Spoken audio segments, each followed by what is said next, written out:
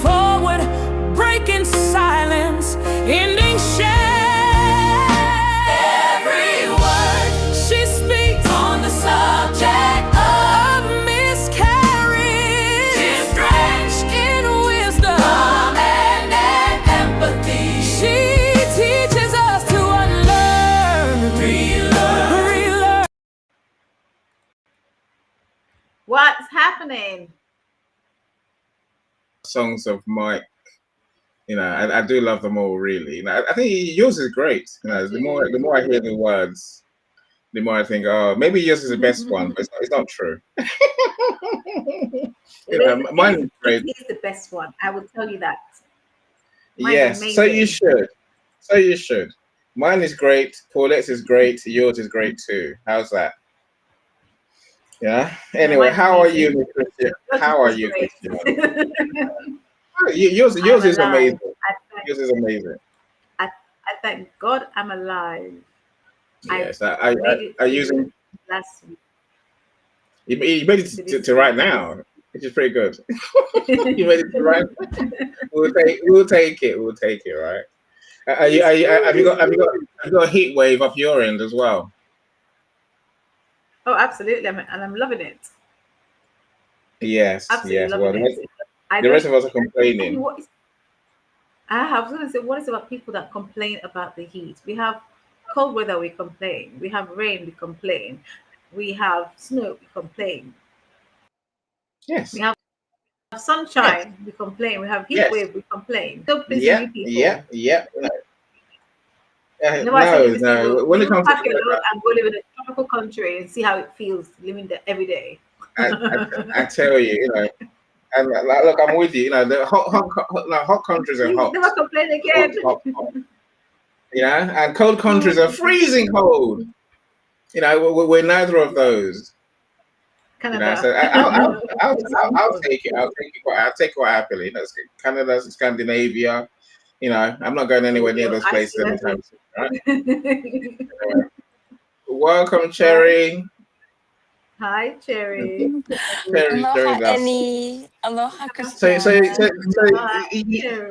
you invited people then, Christiana. I didn't believe you. You never believe me. That's your problem, not my problem.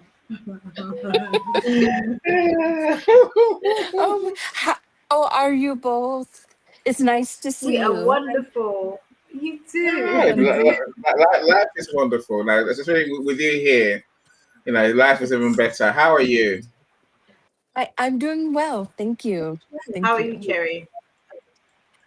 I'm doing good. Wonderful. Yes. It's good to have you here. What's happening? Yes. What's happening in your neck of the woods? What's happening where you are? What exciting things? Well, I'm on summer vacation from teaching, and I'm my goodness. I'm taking care of the house, yard. I'm in the yard. And it's in Seattle, Washington.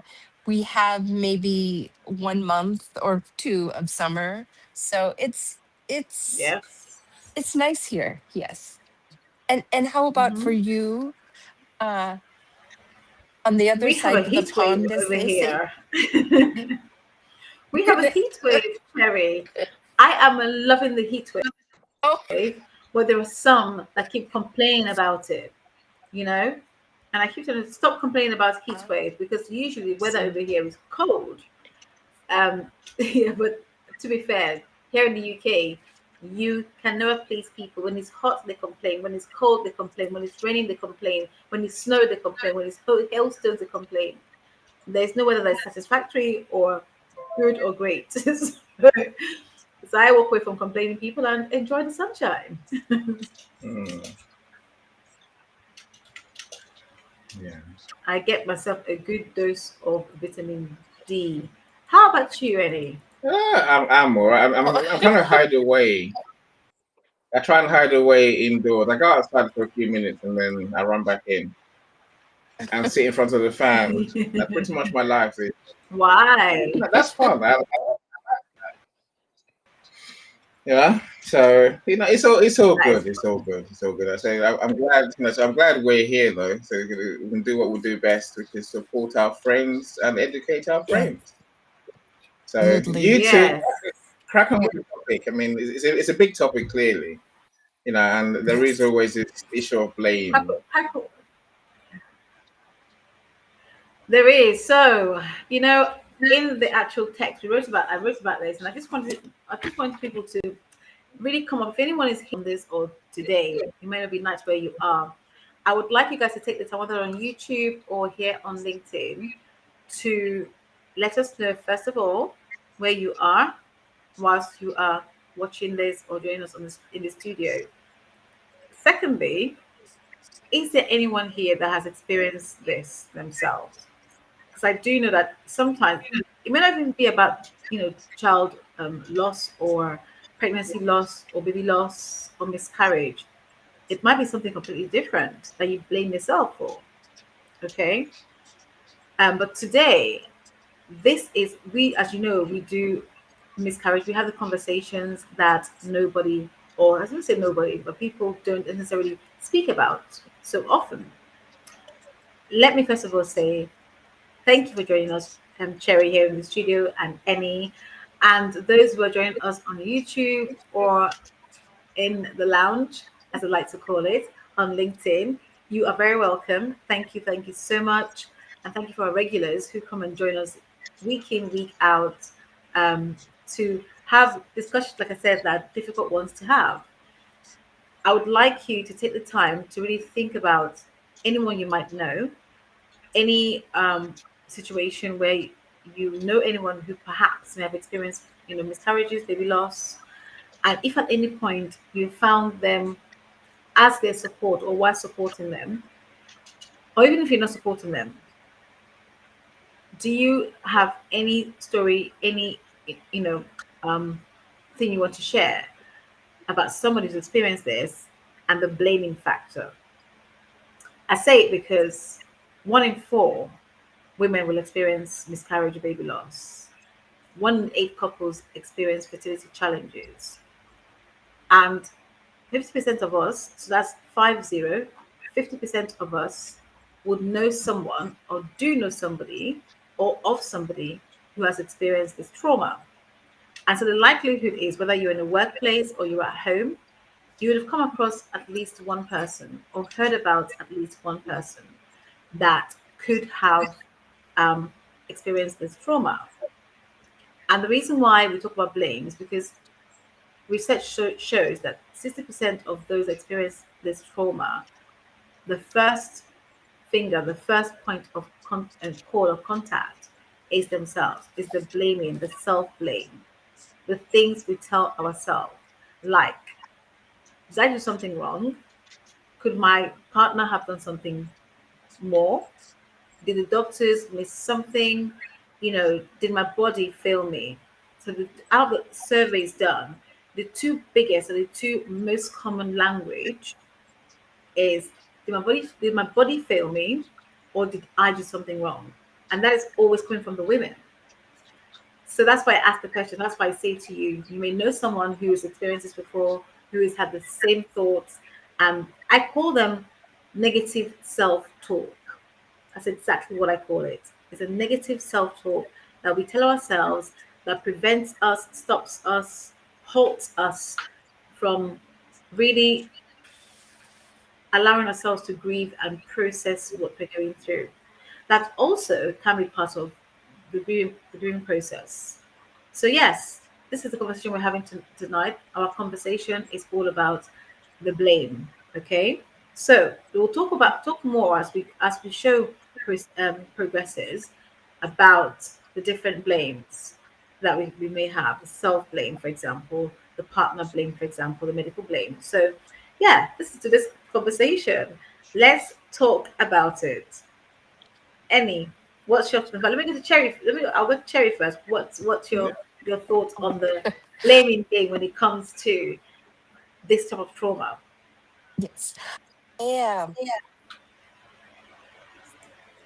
I will say that I am the queen of self blame. I had a stillborn. daughter. Her name was Hope, and it was due to domestic violence. And I blame myself for not leaving sooner. And I have discovered that healing and grieving my baby loss has been the hardest thing, along with leaving the domestic violence. Um, you, my dear friend Christiana, are a godsend because in the States, I live in the US, there is no other. Um, I had my known for infertility from um, endometriosis, ovarian cysts, uterine fibroids. Oh my goodness, I had it all, and Wow. and even in Seattle, Washington, and I had the state of the art fertility specialists. I appreciate Yes. all of the physicians and nurses and medical providers. There was no preparation for miscarriage. I did have miscarriages or baby loss when I had the stillborn. And this is why it is so important. Praise everyone. Healing from baby loss is the hardest thing I will ever do. Yes. And I thank you, Christiana, for having your resources. Yes. And I've learned in this process that forgiving yourself and giving yourself grace is what I've had to do to Yes. forgive myself. Thank you. Amazing. And that's an important thing because, you know, first of all, Cherry, as people, if anyone joining us tonight for the first time, may not know that we are familiar with your story. But the one thing I would say is when you are in that grief moment, in that processing moment, it's really difficult to forgive yourself. So the forgiveness doesn't come immediately, it doesn't come straight away. There's the process you have to go through, a journey you have to travel to get to the point of forgiving yourself, you know? But like I said, the conversation tonight is really about looking at the blame factor, how we blame ourselves, but also how the things we can do to combat that, to alleviate the blame factor, to alleviate the betrayal we feel like our body has betrayed us. And I hear what you're saying, um, Cherry, in your thoughts, and thank you for sharing and contributing your thoughts. It's really important that we get to the point of forgiving ourselves. The very first thing is accepting, almost accepting, but really understanding and naming what we are going through, what we're feeling. Because with miscarriage, with baby loss, comes a lot of emotions, a lot of feelings. And sometimes we may not be ready to truly label or to name what we're feeling. But I always advise my clients to really take the time, and you are right in giving yourself the grace and the space in what you said, Cherry, to allow yourself to acknowledge those feelings, to really label them. In labeling them, we learn to understand, we learn to process and to move, forward. And so thank you for sharing. It's really important that we do that. We take the time to understand and to give ourselves that space, time, and grace in whichever environment that we're able to do that. So yes, any your thoughts so far? Yeah, hopefully you can hear me because my Yes, spinning wheel is spinning. Okay, they can hear Cherry, you. Cherry, I say thank you for all you do. Yes. Especially coming to share so vulnerably and honestly and openly with us. Like, in my vision for these events, I think we get most value when we can share realities. Mm-hmm. And I thank you agree. so much for bringing the reality to us. And I mean that sincerely, Cherry. Literally, I can't thank you enough. It's people like you that make our shows worthwhile. Otherwise, She's always amazing. just read a book, read an article, watch a video on YouTube, right? But that's so all those things, you've taken us a step beyond that, and I can only hope that our friends will listen, our friends will learn, and our friends will find ways through your pain. So genuinely, I thank you. I can't say any more than you said. Really, that's going to add more value. So I'll let Christiana do her thing, and then we'll add to the conversation as we go. You, you're welcome, Annie and Christiana. You're a star, Sharon. You're a star. Who's LinkedIn user? LinkedIn users here. I can't see Hi, who. LinkedIn user. What's your Yes. name? Dr. Yvonne. How you doing, Dr. Yvonne? Great to see you. Yay! Hi, Uh, Dr. Eva. Oh my goodness, it's been too long. Good to see you here. Welcome. Feel it shows free that to at least join us on stage. our LinkedIn stream's working. I'm trying to turn them signed off. Anyway, back to you, Christiana.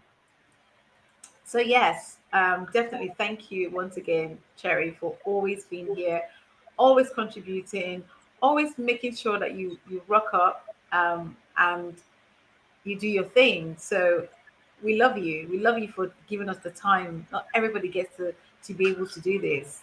People see this show and like, "Ooh, I'll be there," but you actually show up. So thank you.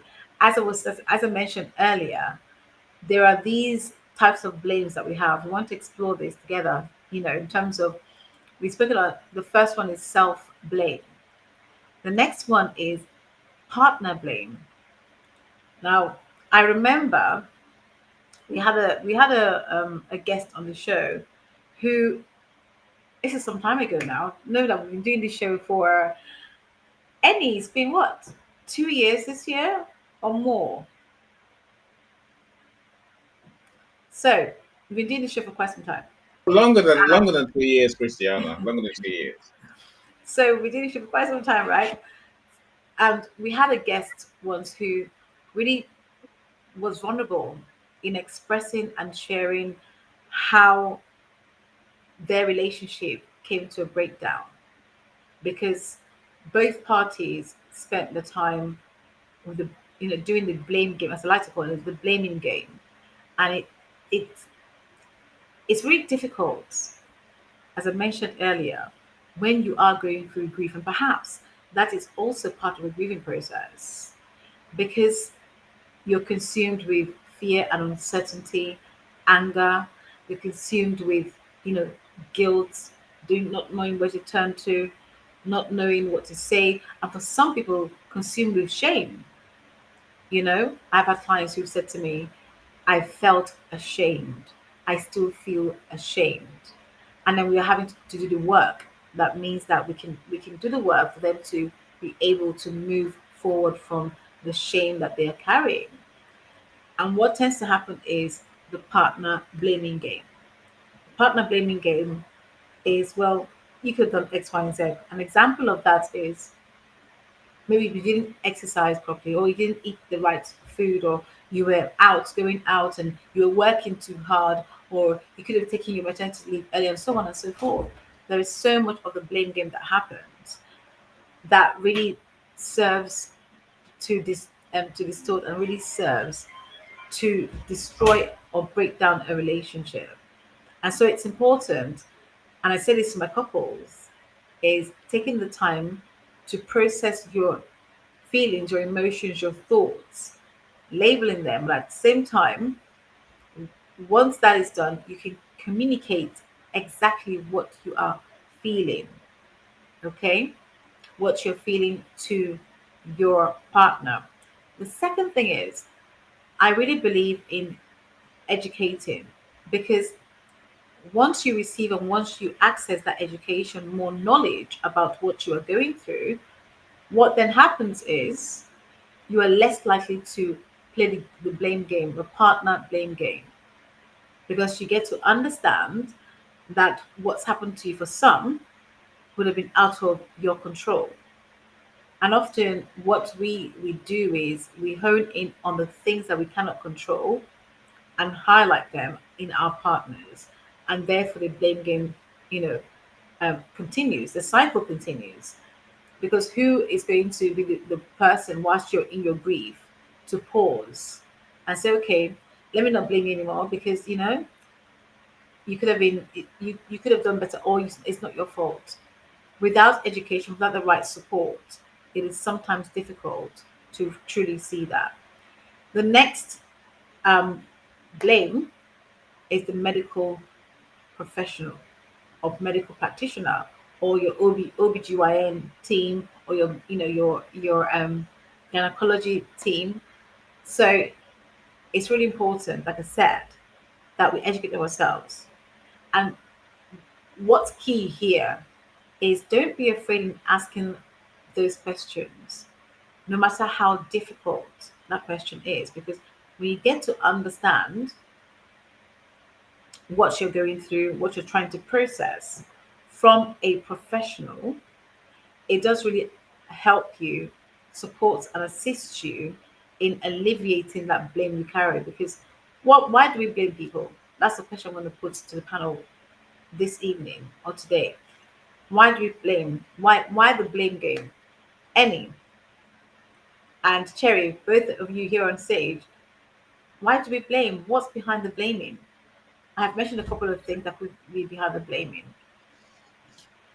Yeah, look, for me, I guess, you know, as a psychologist, it's human nature to find this someone to blame, a scapegoat, Yes. someone whose fault this must be when something goes wrong. Mm-hmm. It's just, you know, we are just we are predisposed, you know, almost to have, you know, to think negatively, Yes. and so that's the real downfall of humanity as I see. You know, sometimes, look, as Sherry says, sometimes there may be a contributing factor. There may Yes. be, you know, so I'm not going to hide the fact that there might be a good, you know, a good reason to cite something as being contributory to the experience, or to what happened. You know, but I will say, when it comes to medicine, when it comes to even psychology, at best of times, we don't know why. You know, causation is a very hard thing to prove. You know, correlation is much easier. You know, the sky was green that night, so it must be the green sky that what done it, type thing. You know, this is just how the world works. You know, it doesn't make it right. It just, you know, it's just like, it's, you know, it's what we do. You know, correlation is what we normally blame for many things. You know, I say, sometimes without accepting that it is not the causal factor. Like, causal factors when it comes to health, when it comes to the human body, the human functions, is very, very hard to work out, because, you know, to work out causation, you need huge numbers of data. You need, you know, the data to point out a fact that's, what's the word I'm looking for? That you can't argue against, right? And Yes. you know, most of the times when it comes to humans, you know, we just can't have such data. Hmm. That's my personal thoughts. You know, I wonder what Cherry thinks. Cherry, you know, why do you think we blame people? You're muted, Cherry. Hopefully you're not talking and we can't hear you.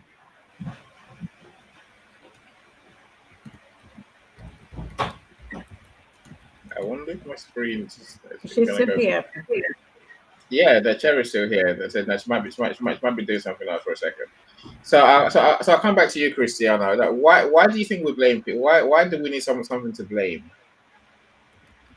Um, So think about this for a moment. Just give me 2 seconds. The nephew is trying to get my attention. Give me 2 seconds only.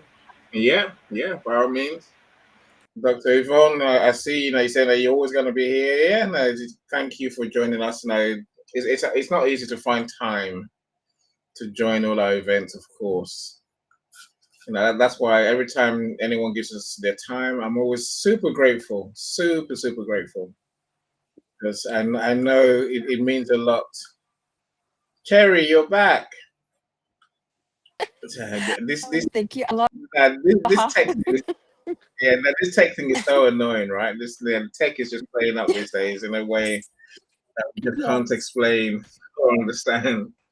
So let's come back to the question that Christiana asked. What do you think is behind our need to blame?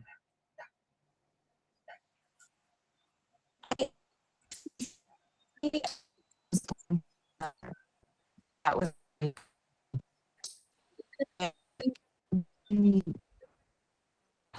you lose born control is lost and Right. We're losing your connection. We're losing your clarity. I don't know why. We suddenly can't hear you clearly. Keep going. Perfect. Keep going. oh, okay. I believe that when you blame yourself, you're making yourself responsible, and um then you have I don't know, maybe control to do better next time. And that I'm not a psychologist. I see a psychiatrist for my PTSD. But I wonder if it is a trauma response to yourself, to hold yourself accountable, so then maybe you can do better next time. I don't know, but I appreciate your perspective and Christiana's uh, advice. Oh, Cherry, you're really breaking up. But bless her, she's really breaking Yeah, up. honestly, I like what Cherry's saying. Yes. Yeah, Oh, Cherry, we really can't hear you. The line is really breaking up. we hear bits. We hear bits and bits. So if I if I can interject, so the one thing about blame and let's blame and trauma go hand in hand. The one thing about blame and trauma is after a traumatic event, what tends to happen is as humans, first of all, we are capable of thinking between 12,000 to 60,000 negative thoughts. Number one, okay, Every day, and every day. every day, exactly. And in those thoughts, we're also trying to make a meaning, trying to have a meaning in making it, trying to understand what is happening, why it has happened. We're trying to find a reason, even if it's an incorrect one. We're trying to find a reason to be able to reduce the uncertainty that we feel, to reduce the fear that we feel, to reduce, whether the shame that we carry, the blame that we carry, the guilt that we carry. That's one thing that we do as humans. So when you have a situation like a trauma, such as miscarriage and baby loss, the first thing is, oh my goodness, I must have done something wrong. My body has failed me. Why? Because we're looking for meaning. We're trying to understand what happened. For some people, they will say things like, should I have gone to hospital, sooner or much earlier? Should I have rested more? Did stress cause this? It's because we are searching for the meaning of what we're experiencing, what we're going through. Okay? And trying to tell ourselves or help ourselves in a way to be able to not just express how we're feeling, but to process. Okay? Blame helps us to process what we are experiencing. because sometimes it's really difficult to articulate what we're feeling. And so to blame somebody else means that you can now take a step back or a back seat and say, okay, it is your fault. I'm experiencing this trauma, or I've experienced this event, incident, whichever you're going through in that moment. And it means that we're giving meaning. So by me saying to my partner, you should have done X, Y, and Z, or it's your fault we didn't carry baby to full term, you exercise too much. It means that we are able to give meaning. That means that someone else has taken the time, or somebody else has done something wrong or something negative that contributed to what we are experiencing. That's the first part of why we blame ourselves. And also, self blame is often develops because we're believing that we caused this, right? It must have been something that we did for ourselves or to ourselves in some cases. And that tragedy cannot just happen like that. It must be something that we have done, because we do not necessarily believe in tragedy. We believe that there has to be a causation, a causal link, hence the blaming, you know. And this is actually what psychologists know or are called the illusion of control. By blaming somebody means that we are trying to take control, have control over that situation, over that trauma we're experiencing. And the truth is, we don't. We really don't have control over what we're going through experiencing. So for me, I've seen so many couples and clients that the first thing that happens, the first thing they say to themselves is, it must be something I did before, or whilst I was pregnant. I know for me, I certainly did that. I turned, and also we internalize experiences such as trauma, especially traumatic experience. We internalize them. And so on my journey, I really began to ask myself what I could have done better, what I could have done to prevent this miscarriage. And especially when you've experienced miscarriage more than, or baby loss more than one occasion, really start to believe that it's something that you're doing or not doing right, and perhaps you need to ad- adopt a different strategy on your next journey. When you realize, and when you find out you're pregnant, you're like, okay, what can I do differently? And then when it happens again, you're stumped. Okay, so we see that blame in trauma is something that's expected, because as humans we are predisposed to think negatively anyway. And yet for most miscarriages, they're not these are not the causes. There's no cause. The causes of no arguments, no work stress, because these are the things that we tell ourselves we've done. It could have been stress, it could have been too much caffeine, too much traveling, or we've got on the aeroplane, or we lifted heavy objects, or we're doing too much exercise. This one, the exercise one, really is a personal one for me, because I know that I continued to exercise during my pregnancy. And then when I experienced loss, I was like, okay, did I do that to myself? It must have been me. Maybe I shouldn't have exercised at all. But the reality is that many women exercise throughout the pregnancy and still carry a baby to full term, you know?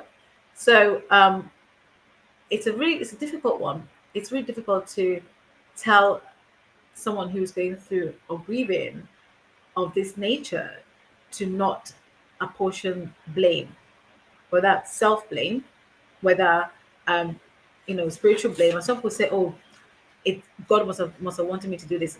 God must have wanted this to happen. It's in his hands, in his power, ultimately. And then you have the survivor guilt on top of all of that, right? Once you are someone who has survived this, you still carry that guilt in terms of what could I have done. Along with that guilt is tied in with your maternal identity. And we've had this conversation on this show before about identity and the loss of pregnancy, the loss of a baby. with on this journey of grief, on this journey of trauma. You Yeah, know, we have. As you're talking, I'm thinking, okay, so we can look at this blame behavior that we have as yes. humans. Maybe it's a start of an analysis to understand what we, like you say, what we can do, what we might be able to do differently next time. But Yes. and I guess also I can see how it can be a symptom of the guilt that we carry. I really Hmm. can. Yeah. I've got friends. I've had it more than once. Friends who, for example, had an abortion in their teenage years. Yes. They forever carry that guilt, and then when something goes wrong, whatever goes wrong, miscarriage, anything else that goes wrong, oh, it's because of that choice I made. Yes. When right, and you know, none of it makes it right. Like even blaming God, which I'm sure sounds logical. Cherry said it very well. She said, "No, we're trying to find something that is just that's not there." It No, sounds like exactly. we're being sensible, but we're not. But It's irrational and it is unhelpful at best of times. anyway, what you're speaking about there is actually known as it's the guilt to carry. Let's think about that for a moment. What you're speaking of Mm, is that maternal guilt that no one wants to tell us about, because blame gives no, it's known as the survivor guilt. Okay, so after you right. survive this trauma, it is deemed natural and part of the process for your mind to start thinking that way. Yeah. Let's not forget Survivor's that. guilt makes sense. Sorry. The survivor guilt makes sense. It actually Yes. brings things full circle. Thank you Yes. so much, Christiana. You're Yeah. welcome. So yeah, so it's my pleasure. It is survival guilt, because once you survive something this great and this traumatic and this intense, you are looking, like I said, we internalize so many things, and we remind ourselves, oh my god, I'm alive. My my baby died. Could I have done something differently to survive it? Because as a parent and as a mother, especially as a mother, your first instinct when you become aware that you are carrying a child is protection. Okay, your instincts kick in to protect, and your first thing is to protect. And so when you're not able to protect, what I mean by that is when you've experienced this trauma of, pregnancy loss, baby loss, that maternal instinct of wanting to protect is taken away from you. It is out of your control. And therefore, you are now the only survivor on this journey, on this, this trauma. And you begin to feel that guilt that it should have been a baby with you. Where's your evidence? And I'm sure any, if you remember, I've spoken about carrying the evidence, on this show before. People have said to me, I've been pregnant 7 times and I have the evidence to show for it. And that's exactly what And happens. your yes, so, Yes, Cherry. sorry to interrupt It's you. okay. And your body has to take time to. It doesn't. It acts as if you're still uh, Pregnant. pregnant, Hmm. and it Yes. has to recover. Yes. Yes. Thank you. Thank you, Sherry. So, in saying that and in saying all these things, one thing I want to leave, I really want to talk about and leave with the audience is, and the reason why we must have these conversations is what blame really does if prolonged and if unresolved. If you do not get the support you need during your journey, it it will only, that blame that you're apportioning to yourself and to anybody else will only prolong the trauma you're experiencing, you know. And without people realizing this, it often will manifest itself um, as obsessive, you know, behaviors, like obsessively replaying the events or some events in your mind, your relationship breaks down, because that, again, that blame means that you're looking at your partner in a completely different way, for different lens, and the different thoughts about that individual. For some, they report the lack of respect, the lack of intimacy, the lack of understanding, or they believe that the partner that we're looking into or looking at in front of them, they no longer feel close to. There's a distance that happens. There's an emotional paralysis that really happens, that leaves both parties at a point of no return. So in us having this conversation today, I'm hoping that we will begin to think of, how do we come away from the blame factor. I've mentioned one. The first one is really taking the time to process your emotions. Notice them, take note of them, name them, and don't be afraid to say it out loud. Because once you know what you're feeling, you can start or begin to deal with those emotions. You can choose to express them to loved ones. And let's not forget, talking through how you are feeling is one of the greatest way to alleviate that guilt and shame that we are feeling. But when we think about it, who do we blame? We blame things, anyone in front of us, as we've said before. That blame culture, as again, and you know this already, from a, from a British perspective, the Brits would like to find we like to find people, someone else to blame. It's someone else's fault, and it's not our fault. If we cannot blame ourselves, there's always somebody that we can blame, that we can blame for what we're experiencing, what we're going through. And so it's really important that we begin to express, we begin to take the time to understand, and notice where your strengths lie. And this might sound really, strange to anyone, to some people listening to this now. In and on this journey, it's really important that you hone in on your strengths.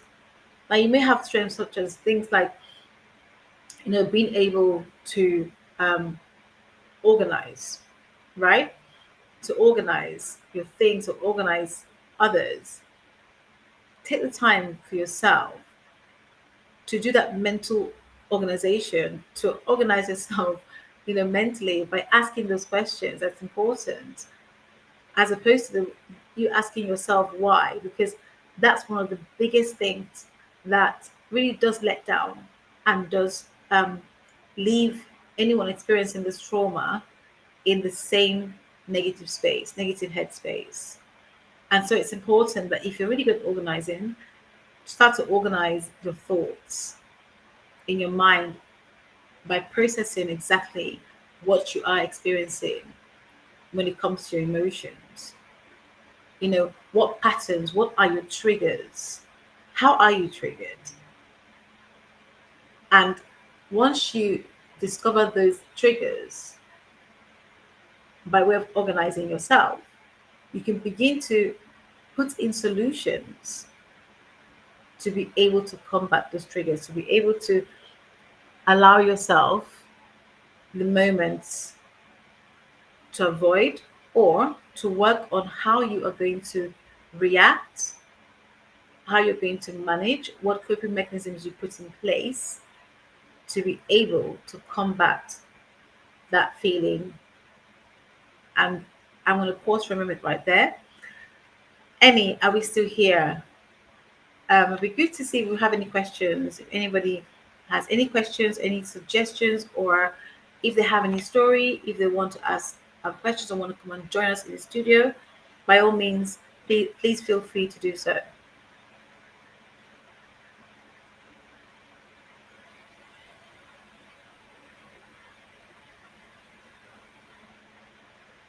Christiana, Is Emmy aloha. still there? I would,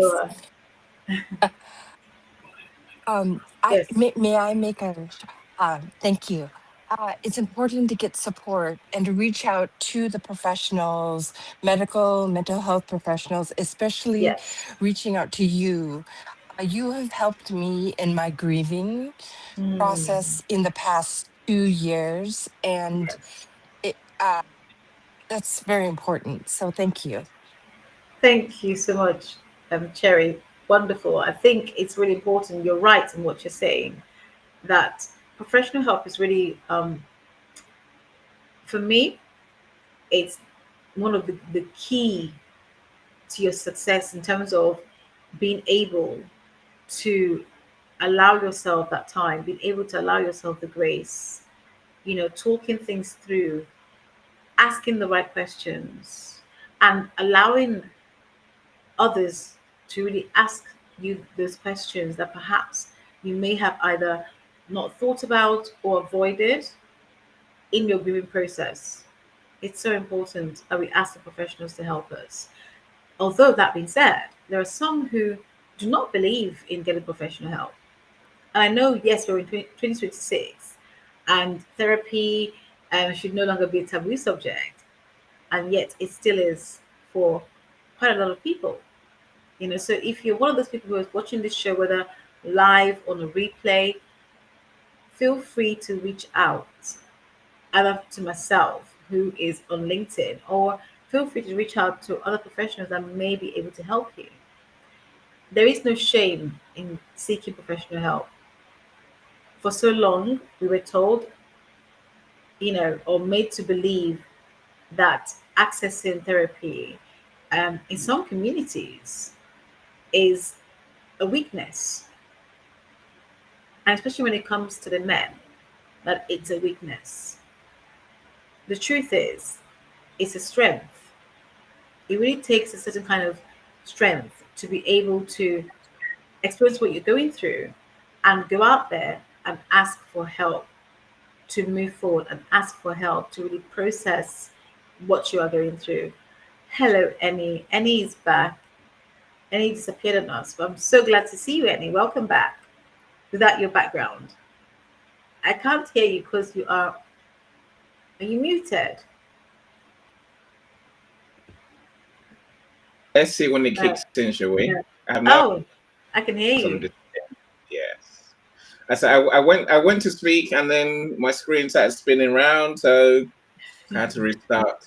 Here we are, right? Here we are. Look, you Yes. know, again, I think we need to develop emotional maturity. This is, I Yes. think, panic, blaming, whether that's ourselves or others. I didn't even do that. That just came back by itself in the end. My background, that is, right. I think we have to. Look, I'm all for what can we learn, what can we do different next time. Yes. But no, I guess what I see happening is, let's say panic blaming, just panic, full stop. Mm-hmm. Panic and thinking, I don't know what's going on, so it must be someone's fault. But do you know why Sometimes we it's panic? gone. We panic because we are searching for control of a situation. And Yes. what we want to control the most are the things that is out of our control. That's how the human mind works. We tell Yeah. ourselves we need that control to be able to stay in check and to be able to rationalize the pain we're feeling, the sense of pain that we get. Okay. And in the absence of that control, we begin the blaming.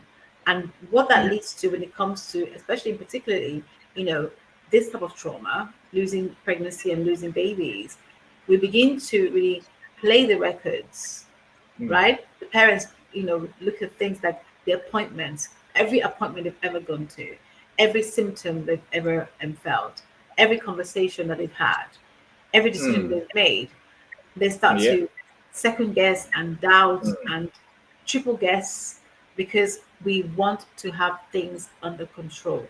As humans, we are predisposed to want to be able to control our environment because we see that as a weakness.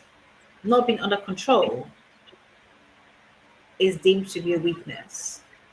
Okay. And so trauma is processing, it's what happens. We're trying to process our trauma. We think, how can I keep things under control? How can I keep myself under control? Is the reason why who will go to work after experiencing this kind of trauma within 2 days of experiencing miscarriage. For some women, they're still physically processing what they're experiencing, but yet they're in work 2 days. Why? Because they want to remain in control. When they get to work, they maintain their composure, they get on with their tasks throughout the day, and they go home, right? Deep down inside, they are screaming out loud. They are crying silently, but screaming out loud on the inside. Why? Because we want to keep things under control. Why do we not want to say things out? That control is what allows us to reason and to get some kind of um, meaning in our grieving. And so it's a difficult one. Each person will deal with this completely You know, differently. look, it's a difficult one. I guess there's some things we just have to accept we can't control. Yes, easily No, saying easily done. no, saying no, it's not easily. No, it's easily done when you have emotional maturity. Oh yes, It's and I say that's why I say I think that's what's missing. Again, look, we have emotions all day. We feel things all day, right? Do we jump on all of them? No, we don't. Some things we need to maybe we do, but we need to. But some things we are much more mm. strategic and intentional about. And so let me welcome Linda. Of course, great to see you as always. Hi Miss Lisa, Linda, welcome. our menopause specialist, is here as well. So Hi I'm glad Lisa, you're here. Welcome. Welcome. yay. Yes, welcome all of you. We're not alone. That's an important thing, right? Like I was saying, Christiana, I Yeah, think that as humans, we love to hold on to negativity, especially yes, because it feeds our control. negativity. Yeah, which is Our ego control. but it's false control. It's the full sense of control. It is. I think there is a place for, okay, what can we learn from what's gone wrong? Like I say, and let's tackle that by Yes. following the evidence. Hmm. Not blame first. Think of things like a court of law, Yes. innocent until proven guilty, right? And then we'll go through the evidence. I'm saying Yes. that's the same way I'm saying we need to go through this. Yes, look, I understand the pain. I understand the immense pain that comes Mm. with baby loss on all sides. Yes. I can really get that, and it's easy to lash out and blame someone. Mm. Whereas I think if we just commit to, let's follow the evidence, let's learn what we really need to learn, Hmm. and then almost put that as an aside. Yes. Look, we're gonna look at the evidence anyway, so I'll hold my horses until we know what's really happened. They may find that something did go wrong somewhere. Someone did do us something. Someone did do something that wasn't quite right. I'm Yes. saying, so I have no problem getting to that point, but we need to go through the process to get there. We do. And in that process, I think what you're saying. We need to let go of that acrimony. Look, I can reluctance, resistance, all those are words, right? I think the real problems in Yeah. relationships is acrimony. Hmm. It's when one decides you're worth hating for whatever I think you did. Yes. That's almost what people can't recover from. That is true. When you're hating the other person, Mm. with or without, especially without evidence, all you're doing is Exactly. destroying your relationship. I think we need to hold tight and keep that away as long as possible until we know exactly what the evidence is. Exactly. So let me give you an example when it comes to, you remember I mentioned earlier partner blaming and, Yeah. partners using words like, you went there, you didn't care, you moved on, you didn't protect me, and underneath that blame is the abandonment pain. That's what happens. But here's the thing that people don't think about. The reason why I mentioned at the beginning is that we need to educate ourselves. The first thing is take the opportunity to educate yourself to gain better understanding of your situation, because Mm. each person has a different, okay, a different situation, different circumstances. So you have to deal with yourself and your situation on its own merits, so to speak. Mm. It's really important. You cannot compare Mary and Joseph to, I don't know, Brad and Angelina, for example. The reality is no two miscarriages are the same. Mm. However, when you then go and seek that education, you be alluded to know, or in fact come to know, for example, that there are things such as chromosomal abnormality that will happen during pregnancy, okay, that results in a loss. If you Mm. don't know that, you would think, hold on, maybe I didn't eat well, maybe I drank too much coffee or had too much caffeine in me, and that's just killed my baby. That's why I always say it's really important to really educate ourselves, to take the time, get those questions written down so you can ask your healthcare practitioners those questions. If you really want to get things under control, that is one way of exercising your right to control, I agree. right? Because Agree. I agree. so yes, the right to control, which gives you evidence, Mm. Mm. and if you really are doubtful, you have the right to seek your medical report so you can read for yourself. If I always say, and this is what I used to do in the back in the day, is one thing I do with my clients, we go through this process of how to meet with your healthcare practitioner. How do we prepare you for the meeting? The first thing is accessing your medical reports. Okay, the information that's written about you, you as an individual have a right to access that report. Once you receive it, sit down, read through, and then put together a set of questions that you want answered. So now for me, I had so many questions. I had so many questions. Um, Unfortunately, not all of my questions, most of my questions were unanswered. Mm. Hence the journey of I took this journey because I didn't have answers. I couldn't get the answers I wanted. Apart from, oh, we'll try again. Like I'm buying candy from from the shop. It Mm. it taken 7 years to get pregnant. I just have to try again and you'll be fine.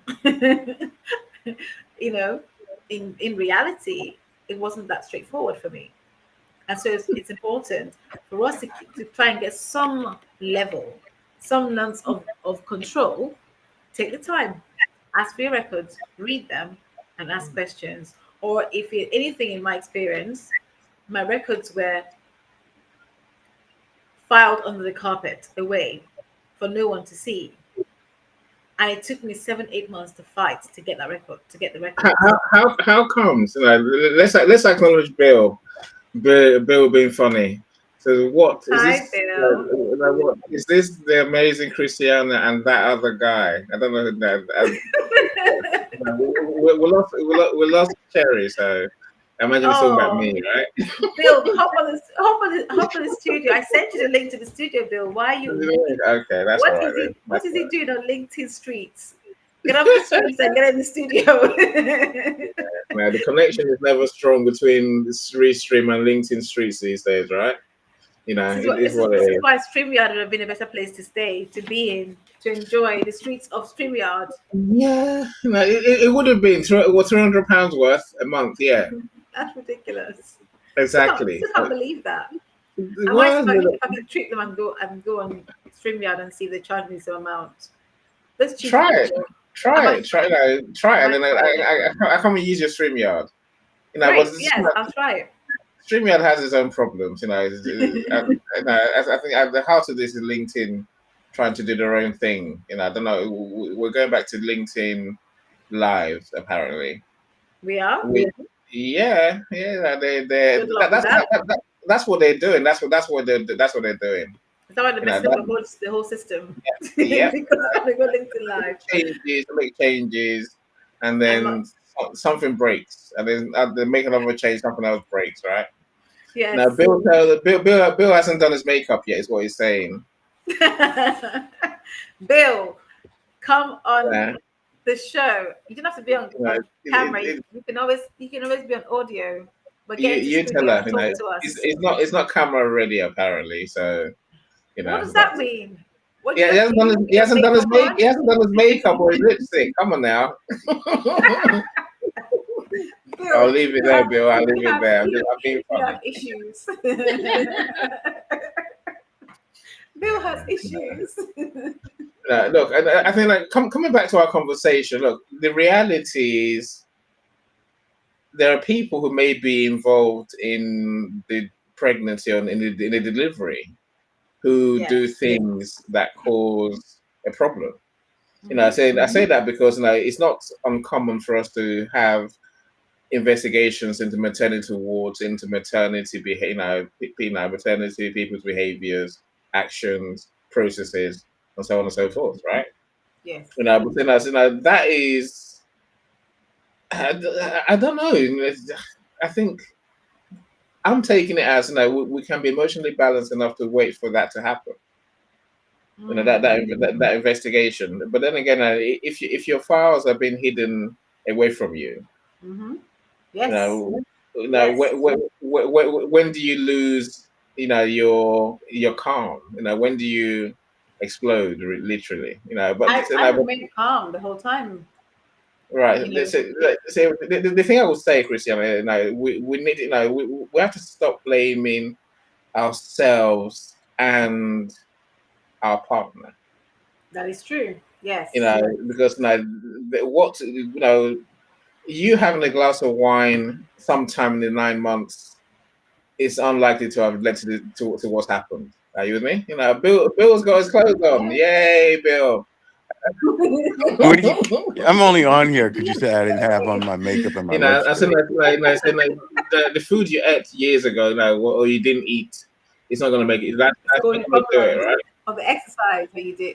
Yeah, and I said, and at the same time, I guess I'm saying as much as stop blaming ourselves, stop blaming your partner, and also don't accept the blame from any of them, because they're talking rubbish as well. They have no basis for what they're saying. The human body does not work. It doesn't work the way the blame thing has to work for it to be true, right? And that's just not how the body works. Bill, welcome. We see you. Hello. Yay! I don't know why you see me. Okay, no, you're fine now, Bill. Talk to us. How are you doing, Bill? Hi, Bill. Welcome. Thank you. How are you? I'm good. I'm only here because of any saying I didn't have on my makeup and lipstick. I was only joking, Bill. I was only joking. He thinks he's so funny. But Bill, that was the plan to get you up here. You see, it was a reverse psychology. You have to trigger them into. I must go up and tell them. Yeah. Anyway, Bill, I don't see your shows these days. What's going on? Is it LinkedIn or is it you? Yes, Bill. What's happening? Tell us. I think I need a break for a couple of days. Okay, just a couple of days. Yeah. That's fair enough. It's interesting because I don't know if this has happened to you or not, but people become friends with you, and then you recognize that they want something, and then it's just weird. So I need to figure out my boundaries and how to not get too close to people too quick and not let people down because they think that I'm someone that I'm not. Yeah. Because they're not seeing the person, they're seeing the host. The thing. Yeah, they've seen the Yeah, show. yeah, They've and seen the show. I'm not, and I'm genuinely a helpful, nice person, Mm. but Mm. sometimes people misperceive that as something different.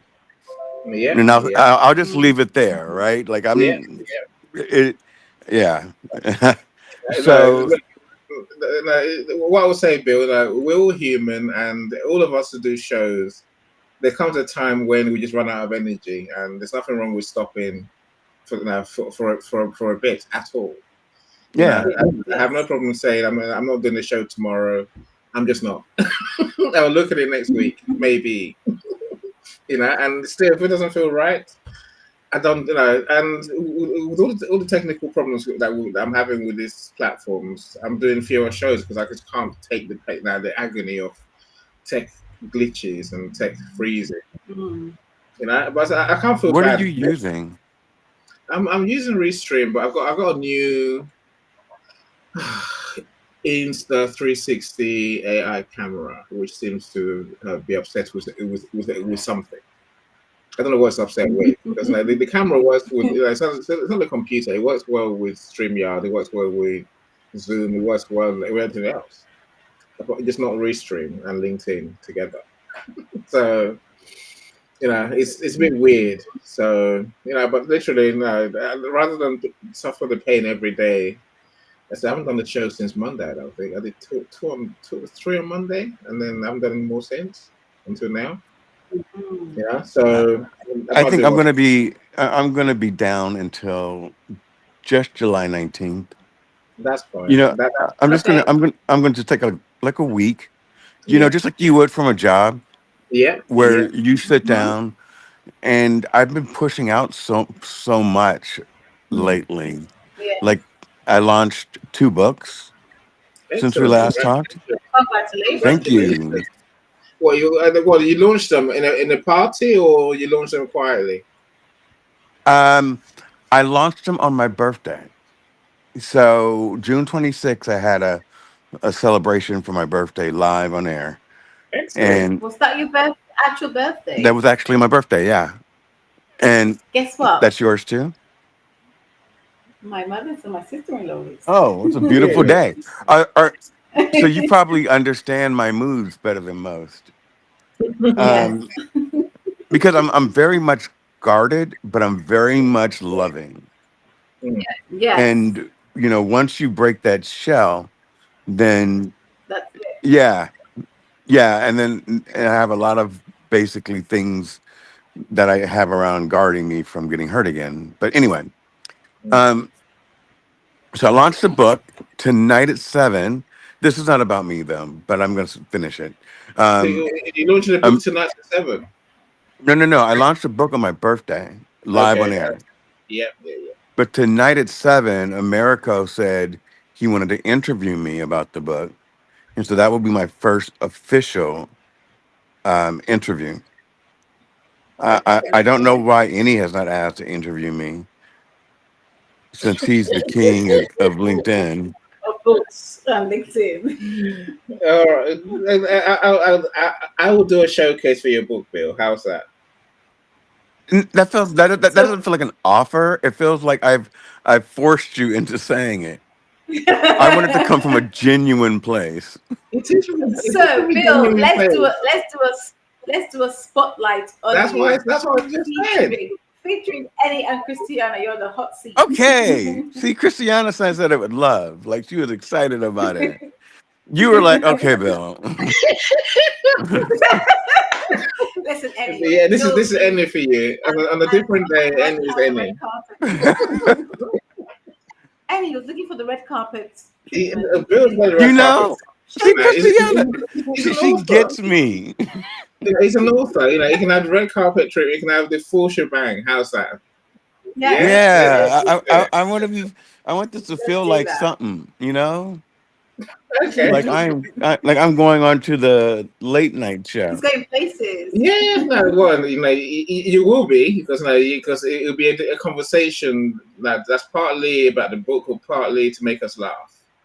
Yeah, Yeah, yeah, because yeah. I don't like to. I don't like selling things, so it will definitely Yes. be like I will have the book in my hand, Yeah. but it'll be more a discussion of you ask me questions that nobody's asked me before that Yeah. I'm willing to Yes. answer.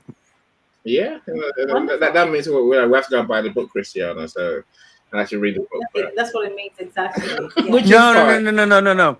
So, because there's a secret tonight that I'll tell you. So hold off. Okay. Okay. It said hold off. How am I meant to read the book I haven't got? Anyway, so what? No. Any, be patient.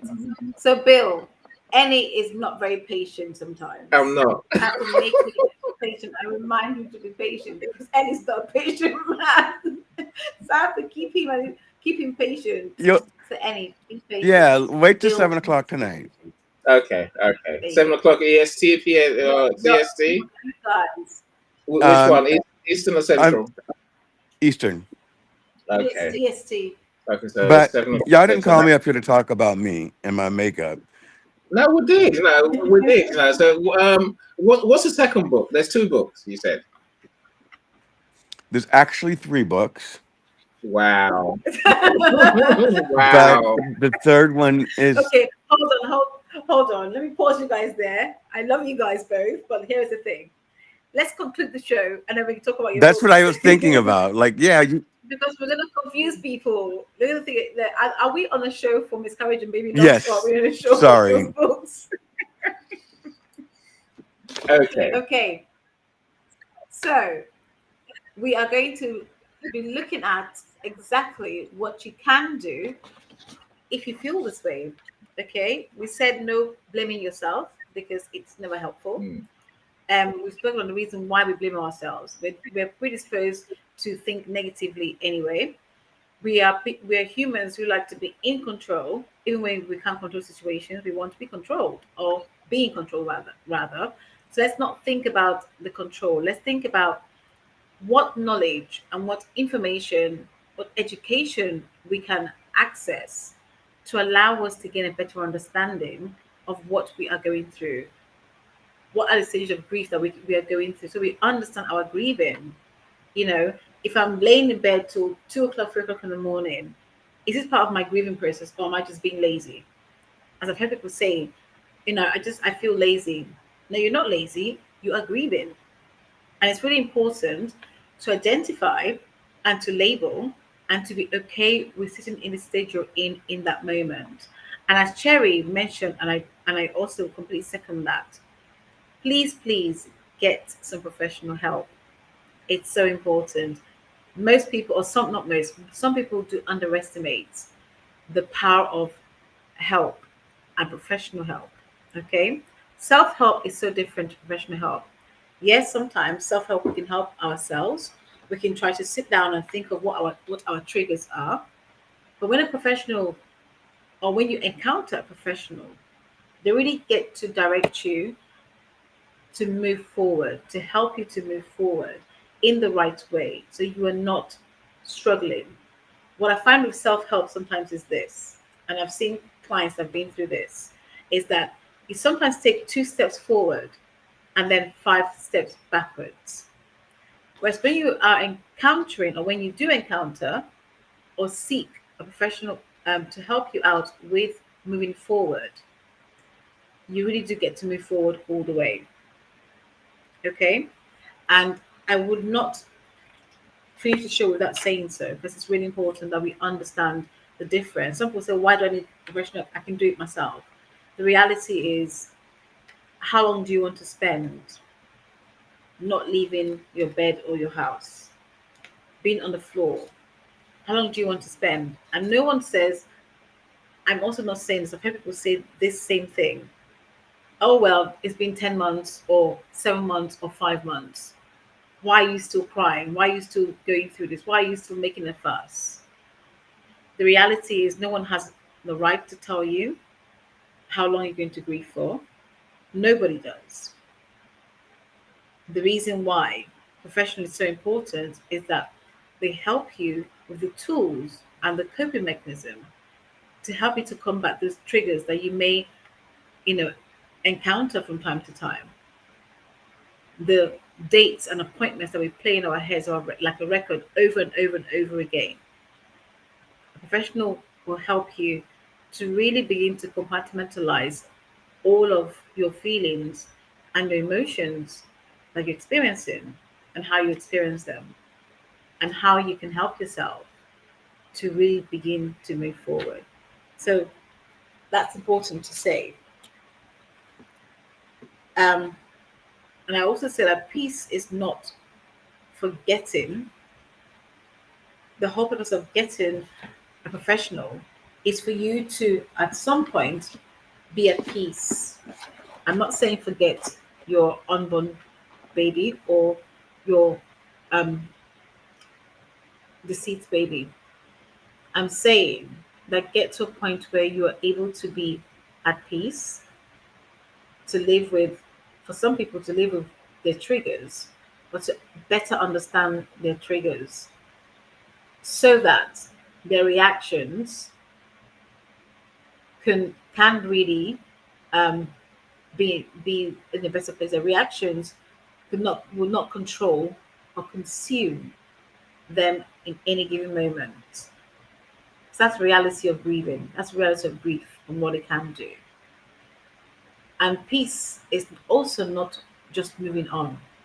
Peace is learning to live with the truth without letting guilt own your story, without letting shame, without letting fear, without letting others to dictate or to determine how you choose to honor your loved lost one. Peace begins when we stop asking who did this, or what, or who failed us, or what did I do wrong? Is it something I said? Is it something I ate, as Annie mentioned earlier? And start asking, what do I need? Is that question so important? I can say this from a personal experience, okay? When I began to ask the question, what, as opposed to the question, why, I found myself moving forward in the right direction because the why questions always keeps us depressed, stressed, anxious, feeling uncertain, blaming, self-blame, and all of the other blames that we spoke about. Whereas the what questions allows us to better educate ourselves, do the research, seek or ask for medical records, make those notes so that when you are with your healthcare practitioner, you can ask the right questions and take your time to do so because now you have everything in front of you. They cannot fob you off or tell you anything that perhaps doesn't make sense to you, and you can ask questions. So really important is at the end of it all is finding peace so you can move forward. Not to forget, not to minimize your emotions, not to minimize your journey, but really to help you to understand, better understand, and to make the right choices and choose how you want to move forward. So I'm going to pass the mic on to Annie and to Bill.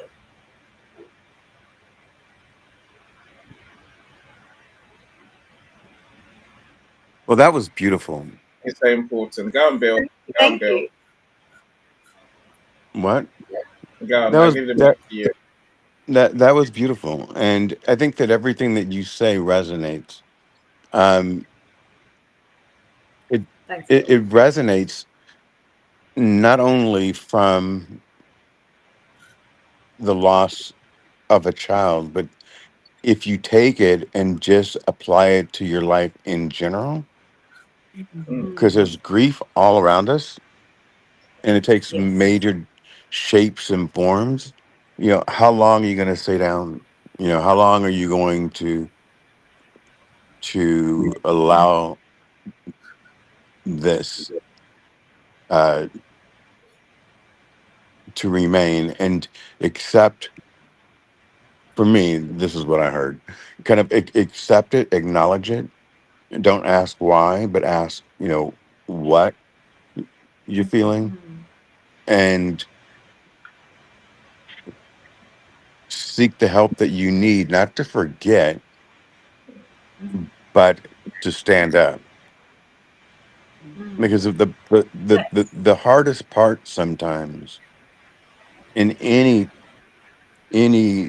type of grief, and I'm saying this because I've never been in your situation, so I have to put it through my lens of understanding. And the hardest part is just standing up and then taking that step forward and understanding that you're not forgetting your loss when you're moving forward. You're not disrespecting that loss by moving forward. And some of us, I'm going to make an assumption here, feel as if we have an obligation to not let go. Yes. Yes, because that's the guilt Yeah, talking and the shame yeah, talking. an obligation not to let go. And it doesn't necessarily, I'm going to try to choose my words wisely. It doesn't mean you have to let go, Yes. but you can carry it with you as a loving spirit, as a guiding force, as a part of you that will be with you forever. Yes. But in order to be with you forever, you have to be here for you. That's right. That's right. Over Yeah. to you, And I Emmy. think the No. question I ask clients is this: what silent questions have stayed with with you after a loss of any kind? Because that's really where I always say you need professional help, because you may you may employ self-help. The truth is those silent questions that remain in our mind, the what questions, or sorry, the why questions that remain in our minds, do not leave that space. It fully occupies and consumes that space. And that's why it's important to seek that help, you know, because it can consume you and you may lose yourself in all of that. For some, they struggle to recover. They remain crippled with depression, you know, for weeks, for months, for years, for some. And for others, they quickly seek that help and gain a better understanding. Yeah. So yeah. Yeah. Look, I get what both of you are saying, and I agree with you. I think this is a grief on the grief scale. It probably doesn't get any higher. But we must find a way to find that peace you talk about, Cristiano. That find out a way to move forward with life. Now, as Bill was saying rightly, it's not saying we'll forget that which we lost. I mean, do you get over grief? Yeah. Well, no, that's another conversation. Right? I think I think at best that you learn to manage the triggers, like you say, Christian. You learn to manage. You learn to not break down as hard as time goes on. We'll Yes. still have a moment. We'll still think about. We'll still see a picture of that which we lost, and whatever that picture is that we carry in our head. But we must find a way to move forward with life, and find some joy in life. Life is. We can't live with pain, all consuming pain forever. We have to find a No. way to find some sort of joy and get some sort of, maybe it's a new normal. Maybe that's what it is, right now. It's the normal is, it's an argument because now we have a new normal, a new reality. But with that, say like you're saying, we have to find a way to move. Learn to move. Get back to moving. We can't just lay in bed. We can't stay in bed depressed all day. We can't sit on the sofa all day depressed and thinking about it. We have to find a way to get back to life. And I guess like you and I do the show for Christiana. It is find a way to get back to go. To try again. Yes, absolutely. We must find a way to try again, and there's self-blaming and holding on to that blame as if it is correct. It's not going to work.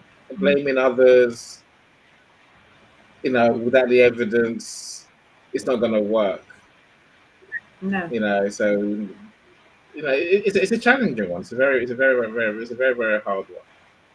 But get the help now. Let's let go of the blame and the guilt, and let's focus on, like you say, what can we do to improve our chances next time.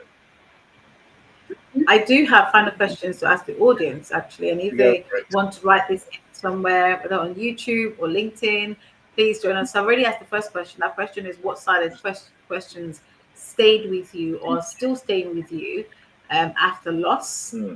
Did blame help you to understand your grief? I'm still looking for somebody that would tell me the answer definitively yes. So if you're out there, please help me. Have you ever blamed your body? This one's a common one. We find that at least 50 to 60% of women that go through miscarriage, baby loss, the first thing they do is blame themselves, which research shows that. And did you and your partner blame differently? Right? So the way you blamed, did you blame differently or did you blame the same? Last and not least, what helped you to find peace? I mentioned peace earlier. What helped you to find peace? I'll repeat the questions again. What silent question stayed with you after your loss? Did blame help you understand your grief? Have you ever blamed your body? Did you and your partner blame differently? And what helped you find peace? And those are my questions. So please feel free to message us, drop it in the comment section. We'll always pick it up and let us know what your thoughts are, because I really want to know. So thank you. And if you are obviously watching this for the first time, we are always here every 2 weeks. When I say always here, we're on LinkedIn and we'll be on YouTube every 2 weeks for this show. And we have been running this show for quite some. Anyway, we're trying to find out how long earlier on in the show. For at least, I'll say at least 2 years. At least 2 years. Like saying that out loud. It's longer than 2 years. I know that much because you owe me food that I haven't seen in 2 years. So my hunger tells me it's more than 2 years. Oh my goodness, Eddie. Yeah. You Are owe you me sure food. about that? This is between us, Bill. It's hard to explain, but it makes perfect sense to me. She knows I'm right as well. So, Bill, I did have food for Ellie at some point in the freezer. In her freezer, which she ate, Bill. She's eating it. She's eating it, Bill. She's eating it. She was just meant to package it and send it to Annie, and she ate it. To reach out. So, got eaten. You two are funny. I slipped over it and I ate it. Oh goodness. She wonders why, and I'll never forgive her for eating my food. But, it's a thing, Bill. It's a thing. It's a thing. So, Bill, I am actually known for cooking food for Ellie. I'll leave you with some food, Okay, I will not promise. However, this summer, you may receive a It's package summer. in the It's post. summer. Wow, we're in July already, so yeah. Summer hasn't ended. Patience.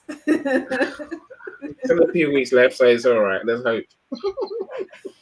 Oh my goodness. Anyway. So guys, if you want to find where I am, I'm on LinkedIn. You can type in my name, Christiana T. Johnson, to find me. How can I help you? I help you guys to gain clarity and confidence on your journey to help you to move forward, whatever decision you want to take, what options you want to take, to move forward on your journey. And how do I help professionals? So I'm that person that comes to your work environment to help you with your, your workforce, to educate them on this very topic, and also help you with your policies. So one thing I find is I find policies are written for dust. Let me explain what I mean by that. People put policies in place, and these are HR managers, these are CEOs, they write a policy that they haven't firstly consulted with the workforce before they provide this policy that is not fit for purpose. So my work is to come to you, or with vice versa, you can come to me, to help you to really put together a policy that is fit for purpose, both theoretically and practically, when it comes to supporting those men and women that have or are experiencing miscarriage, pregnancy loss, baby loss in your work environment. Okay, because we don't get to work and say, oh, hold on a second, I'm just going to put my problems outside the door and walk into work and say, oh, productivity is great, I'm going to work and my head is clear, and so on and so forth, and then leave the work environment by the door, pick our problems, and return home. That's not reality. The reality is whatever we experience personally, especially in this type of trauma, does show up in our workspaces.